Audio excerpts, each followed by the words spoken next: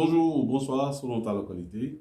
Je suis Prosper Diossou, l'Africain qui vit en Afrique du Sud, au Bénin, au Cameroun, en Sierra Leone, au Libéria, en Mauritanie. Je suis africain.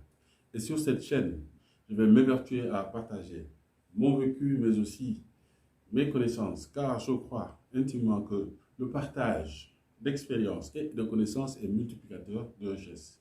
Cette richesse acquise par ces nouveaux Africains va nous permettre, nous, de dire également que nous faisons partie des nations qui vont prospérer, comme celles que nous connaissons qui ont prospéré. Aujourd'hui, chers frères et sœurs, je veux que l'on parle de l'entrepreneuriat. Alors, beaucoup me demandent, Prosper, pourquoi tu entreprends, comment tu es tombé dans la marmite. Et voilà bientôt 8 ans que tu fais ça. Quels sont les hauts et les bas? Comment tu te portes aujourd'hui? Alors, à chaque fois, je réponds avec le sourire, un temps soit peu, effectivement. Même si je ne veux pas sourire, je m'évertue à sourire. Juste pour expliquer que, je pense que je l'ai une fois dit sur cette chaîne, certainement je vais me répéter. À 9 ans déjà, mon papa voulait que je fasse le Prytanée militaire Charles Thioret de Saint-Louis. Alors, c'est quoi? C'est une école qui forme donc des militaires ou bien en tout cas de hauts cadres dans l'armée ou dans le fonctionnement des armées au Sénégal. Alors à l'époque, franchement, très jeune, je lui ai dit, papa, je ne voulais pas aller dans l'armée. Il me dit, ah bon, qu'est-ce que tu veux faire? Vous voyez à l'époque le contexte. Donc on regardait beaucoup Dallas, on regardait également Dynasty, mais aussi on regardait Rambo, Sylvester Stallone dans les différents films Commando. Alors, moi, mon choix, il était déjà fait. Je me voyais très jeune, je me voyais dans les gratte-ciel, dans un bureau, à l'occidental, hein, en train de peut-être gratter sur du papier. C'était ça mon inspiration, c'est ce que je voulais. Et j'ai dit à mon papa que je voulais travailler dans des entreprises. Alors, c'était pour dire que je croyais travailler dans des entreprises, mais je ne savais pas derrière que je voulais tout simplement dire, je voulais être entrepreneur. C'est des années plus tard que je l'ai compris, particulièrement en 2008. Justement, je discutais avec un collègue. Je lui ai dit, mais très cher, certainement, s'il tombe sur cette vidéo, il saura que je parle de lui. Je lui ai dit, cher collègue, moi, je ne me vois pas, on revenait d'une mission. Je lui ai dit, moi, je ne me verrai pas tout le temps être en entreprise et donc ne pas m'occuper de mes affaires. Alors, il m'a posé quelques questions. Je lui ai dit, moi, je veux bien entreprendre. C'est quelque chose qui me tente. Et je sais que, très jeune, cela me donnait envie. Alors, aujourd'hui, c'est clair dans ma tête que je veux entreprendre. Et 5 caractéristiques, justement, m'ont poussé à vouloir réellement entreprendre. Alors, avant que l'on nous parle de ces caractéristiques ou bien de ces points, vous voyez aujourd'hui le monde comme il se dessine. Nous avons des entités mais opposé à des groupes d'individus qu'on appelle communautés, qui veulent contourner ou bien en tout cas ne pas toujours faire ce que demande cette entité, par exemple la banque ou bien l'État. Je pense particulièrement à la blockchain. Alors la blockchain est une technique, en tout cas c'est une révolution qui voudrait que chacun puisse, à son niveau, être libre et justement avoir son mot à dire par rapport au fonctionnement de X, X, X, Y, Z. Ça veut dire quoi? Les smart contracts, la monnaie qu'on va créer, les tokens qui seront créés, particulièrement avec l'Ethereum. Justement, qu'on va voir très bientôt sur cette chaîne, l'Ethereum. Alors, donc, cette liberté chérie, tant recherchée, de plus en plus, on se rend compte que les gens, les populations, en tout cas, les consommateurs en ont besoin. Alors moi, au niveau de mon échelle, j'ai compris que 5 caractéristiques vont faire que je vais donc forcément entreprendre avec tous les risques, avec tous les hauts et les bas que tu vas devoir affronter. La première, ma liberté. Alors, naturellement, je suis quelqu'un de très très libre. Têtu sur les bords, mais quand même libre. Libre dans ma pensée, libre dans ma façon d'agir et très jeune. Cette caractéristique m'a tout le temps accompagné. Et je voyais que juste, il y avait donc cet outil, cet entrepreneuriat, en tout cas, ce besoin d'être libre, épouser justement donc les caractéristiques ou le fonctionnement de l'entrepreneuriat. Le deuxième élément, justement, je voulais moi-même m'occuper de mes affaires. S'occuper de ses affaires, Foncièrement, ça veut dire compter toi-même ce que tu gagnes. Même si tu le faisais avec ton épouse ou bien avec un ami ou bien un collaborateur, toi-même, tu vas t'occuper de ton fonctionnement, de combien tu gagnes, combien tu fais entrer, c'est quoi ta stratégie marketing, c'est quoi ta stratégie commerciale.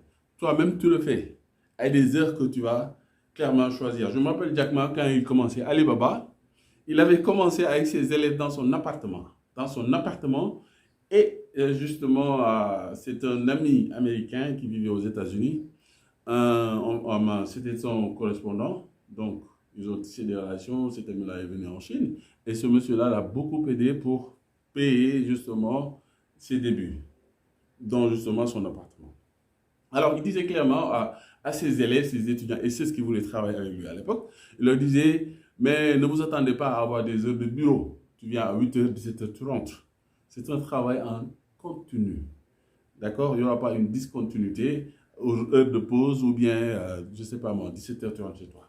Alors, c'était ça un peu l'esprit de, des débuts d'Alibaba. Alors, pour revenir à nos moutons, alors, moi, je me disais que j'avais besoin d'être libre et c'était dans mon tempérament. Dans mon tempérament, je pensais que je n'avais pas besoin foncièrement de me coltiner des heures où effectivement tu étais payé par rapport à tes heures de travail. Tu travailles 5 heures, tu es payé 5 heures. Tu travailles 6 heures, tu es payé 6 heures. Tu travailles 8 heures, tu es réellement payé pour donc 8 heures de temps. Donc, deux, s'occuper de ses affaires.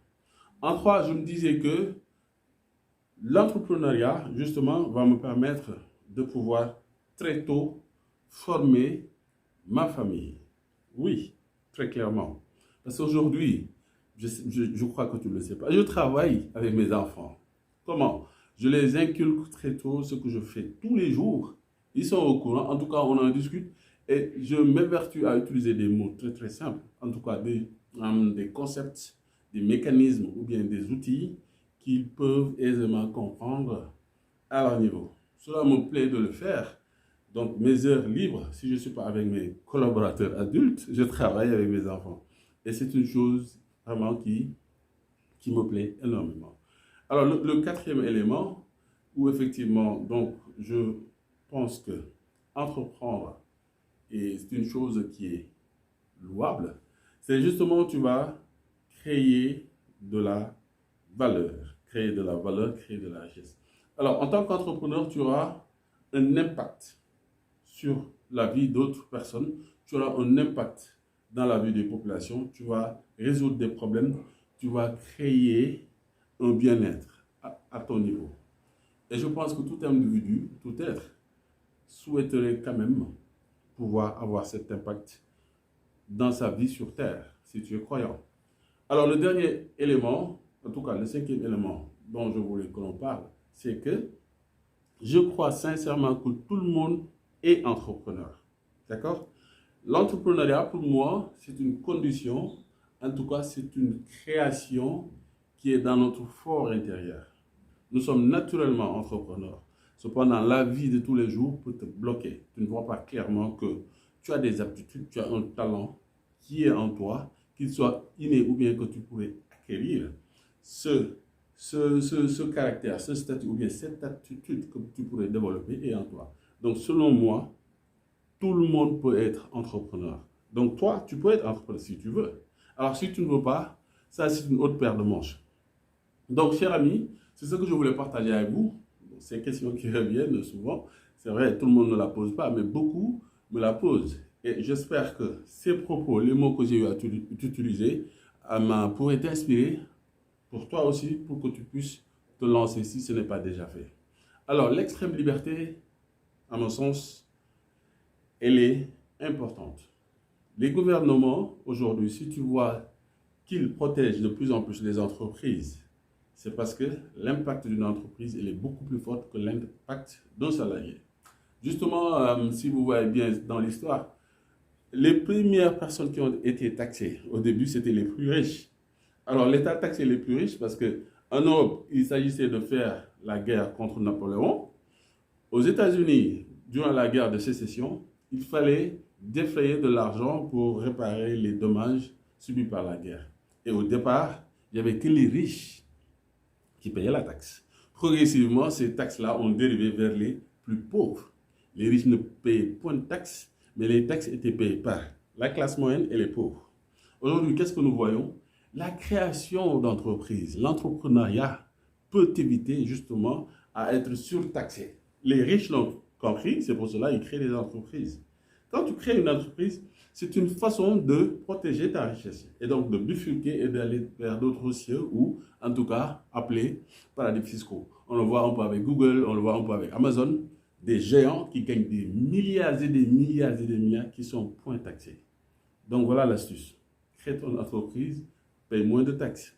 Regarde, tu peux mettre tout ce qui est repas, tout ce qui est voyage, tout ce qui est donc charge ou bien aide, ou bien en tout cas transaction pour ton véhicule. Tu peux tout mettre ça, tu peux tout mettre dans les dépenses, dans les charges de l'entreprise avant impôt. C'est possible. Tu peux le faire légalement et aucune entité ne pourra donc te nuire.